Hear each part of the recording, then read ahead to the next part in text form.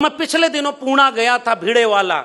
मैंने अपनी आंखों से वो जगह देखी, वो उस मिट्टी को छू कर आया जहां पहला स्कूल माता सावित्रीबाई फूले और ज्योतिबा फूले ने खोला था। वो आज खंडहर बना पड़ा है। उस पूरे इलाके में उतनी बुरी स्थिति किसी दूसरी इमारत की नहीं थी, और ऐसा लगता है कि उसे छोड़ दिया गया है कि वो गिर जाए, ढह जाए, नष्ट हो जाए। मैं उन गलियों में गुजरना चाह रहा था, मैं वहां गया तो मैंने पूछा लोगों से आसपास कि वो स्कूल कहां है जहां सावित्रीबाई फूले ने पहला स्कूल खोला था। उन लोगों को नहीं पता है। उसी के ठीक सामने एक बहुत बड़ा मंदिर बना हुआ है, एक हिंदू देवता का। वहां हजारों की भीड़ लगी हुई है। जो भी लोग वहां गए होंगे उनको पता है, और वहां सारे लोग उसका एड्रेस बताते हैं, और माता सावित्रीबाई फूले और ज्योतिबा फूले के स्कूल का एड्रेस तक नहीं पता। एक छोटा सा बोर्ड वहीं लगा हुआ है, और जब हम ऊपर गए तो उन दीवारों पर बिल्कुल जर्जर हो चुकी हैं दीवारें। नीचे लोगों ने मना किया कि अंदर मत जाइए, ये गिर सकता है कभी भी। मन में यही बात आई कि अगर ये जगह नहीं रही होती तो हम जैसे तमाम लोगों की पीढ़ियों कि इमारतें कब की ढह गई होती, लेकिन वो इमारत थी तब जाकर पढ़ लिख करके हम जैसे लाखों नौजवान पैदा हुए। वो ज्ञान की ज्योति जलाने वाले थे ज्योतिराव गोविंदराव फूले और सावित्रीबाई फूले, और उन्होंने शिक्षा देने के लिए क्या क्या झेला। और फिर आप अपने भारत को याद करिए, और लोगों के बीच में इस बात को कहने की जरूरत है। सावित्रीबाई फूले और फातिमा शेख, आज इस देश में हिंदू मुस्लिम की नफरत, सीधे मुसलमानों के खिलाफ इस देश में आग लगाई जा रही है। हम डॉक्टर अंबेडकर को मानने वाले लोग, पढ़िए, डॉक्टर अंबेडकर दो राष्ट्र के सिद्धांत के खिलाफ थे।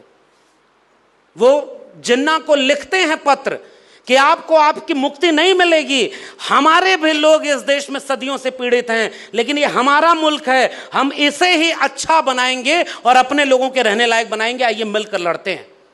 डॉक्टर अंबेडकर कह रहे थे ना साफ कि अगर मेरे हित में और राष्ट्र के हित में अगर टकरावट होगी तो मैं राष्ट्र के हित को चुनूंगा, लेकिन मेरे समाज के हित में और देश के हित में टकराहट होगी तो मैं अपने समाज के हित को चुनूंगा, क्योंकि मेरा समाज अगर अच्छा नहीं है तो ये देश कैसा।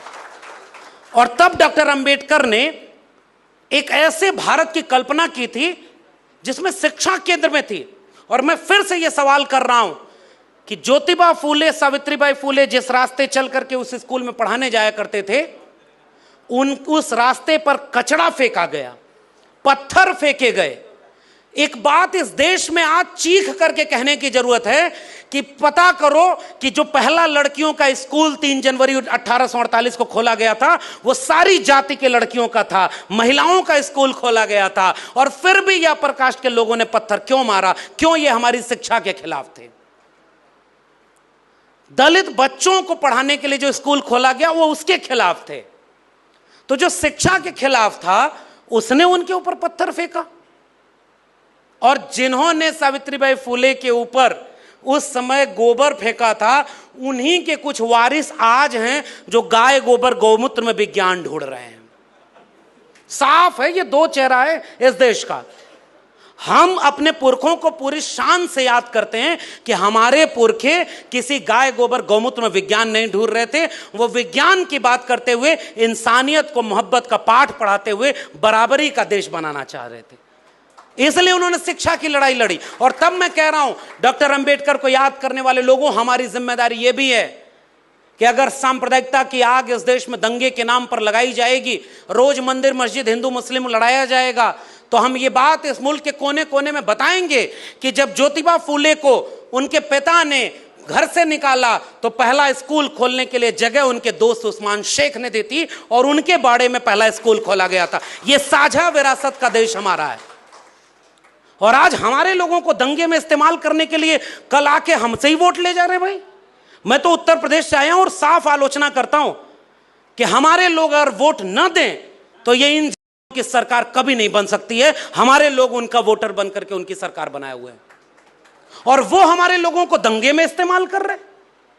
मैं बार बार इस देश के लोगों से यह पूछना चाहता हूं कि भारत में गौतम बुद्ध के खिलाफ, चाहे कबीर हो, रैदास हो, बुल्ले शाह बाबा फरीद हो, इन लोगों के खिलाफ, और उसके आगे बढ़ के आइए ज्योतिबा फूले, सावित्रीबाई फूले, छत्रपति शाहू जी महाराज। एक मौका मिला मुझे वहां जाने का, शाहू पैलेस में।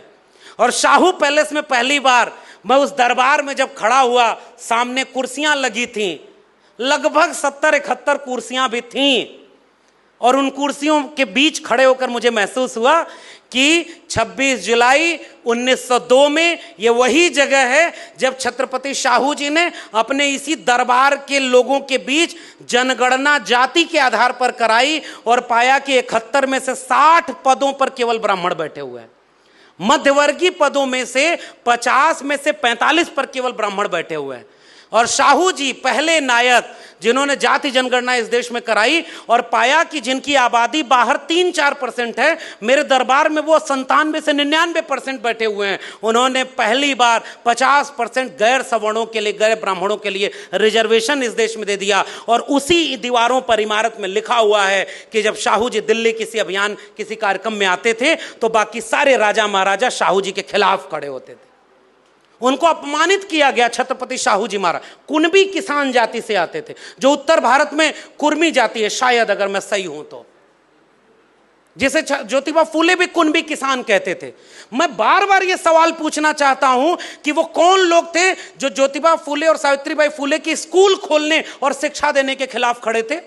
वो कौन लोग थे जो जाति जनगणना कराकर बराबरी का हक, मैं शाहू पैलेस में गया, जैसा जितनी बुरी हाल भिड़ेवाला के उस पहले स्कूल की है ना, उससे ज्यादा बुरी हाल शाहू पैलेस की है।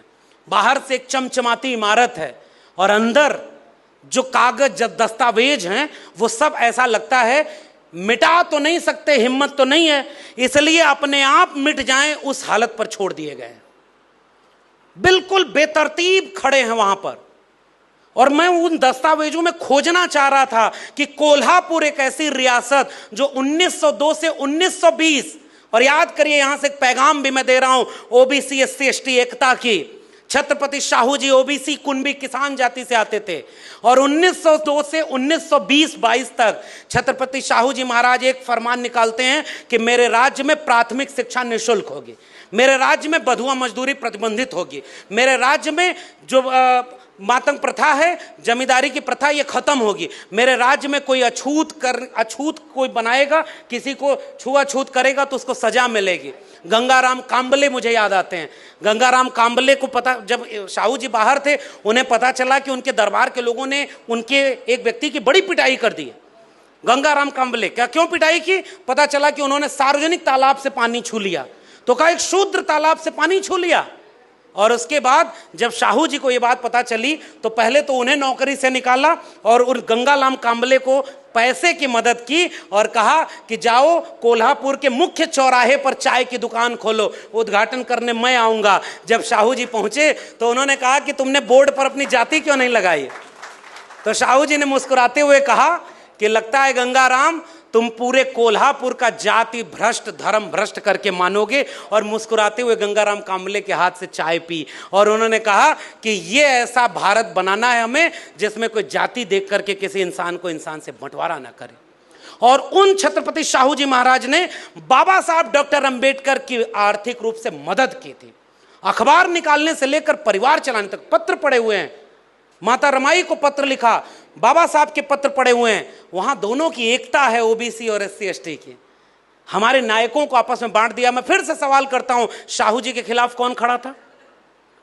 उसके बाद जब आए त्रिवेणी संघ, बताओ बिहार के लोगों, बिहार में त्रिवेणी संघ के खिलाफ कौन लोग बदनाम किए कि वो 3 जातियों का संगठन है? और मैं उस त्रिवेणी संघ को याद कर रहा हूं जो केवल ओबीसी की बात नहीं कर रहा था, ओबीसी के लीडरशिप में खड़ा हुआ एक आंदोलन जिसके 3 बड़े नेता तीनों ओबीसी थे। और तीनों ओबीसी नेता जो अर्जक संघ तक अगर आप ले जाएंगे, चाहे जगदेव बाबू हो चाहे रामस्वरूप वर्मा हो, दोनों ओबीसी कम्युनिटी से आते थे। और त्रिवेणी संघ से अर्जक संघ तक का पूरा आंदोलन जो बिहार की जमीन में समाजवादी आंदोलन भी है, 100 से कम न 1000 से ज्यादा समाजवाद का यही तकाजा। मिटे गरीबी और अमीरी, मिटे चाकरी और मजबूरी, उस पूरे आंदोलन का नारा त्रिवेणी संघ अर्जक संघ का। पुनर्जन्म और भाग्यवाद, इनसे निकला ब्राह्मणवाद। ब्राह्मणवाद की क्या पहचान, गिटपिट बोले करे न काम, मानववाद की क्या पहचान, ब्राह्मण भंगी एक समान। ये नारा उनका था। कोई ओबीसी कम्युनिटी का नारा जो वैचारिक रूप से है वो सब 90% लोगों का था। जो जमीन को जोते बोए वो जमीन का मालिक होए। ये पूरे नारे आपके चेतना और वैचारिक आंदोलन के नारे हैं। जिसमें समता की चाह नहीं वह बढ़िया इंसान नहीं, समता बिना समाज नहीं, बिन समाज जनराज नहीं। जो जमीन को जोते बोए वो जमीन का मालिक होए। राष्ट्रपति का बेटा हो या चपरासी की हो संतान, टाटा बिरला या मजूर का सबको शिक्षा एक समान। और सबको शिक्षा सबको काम वरना होगी नींद हराम। और सबको शिक्षा दे न सके जो वो सरकार निकम्मी है। और जो सरकार निकम्मी है वो सरकार बदलनी है। मैं क्यों ये बात दावे और पुख्ता तरीके से कह रहा हूं कि ओबीसी समाज ने, ऐसा नहीं है कि कोई सामाजिक क्रांति का आंदोलन नहीं किया, लेकिन आज के ओबीसी समाज को अपनी विरासत से जुड़ने का मौका नहीं मिल रहा है या वो जुड़ना नहीं चाह रहे। दिक्कत केवल यहां आ रही है।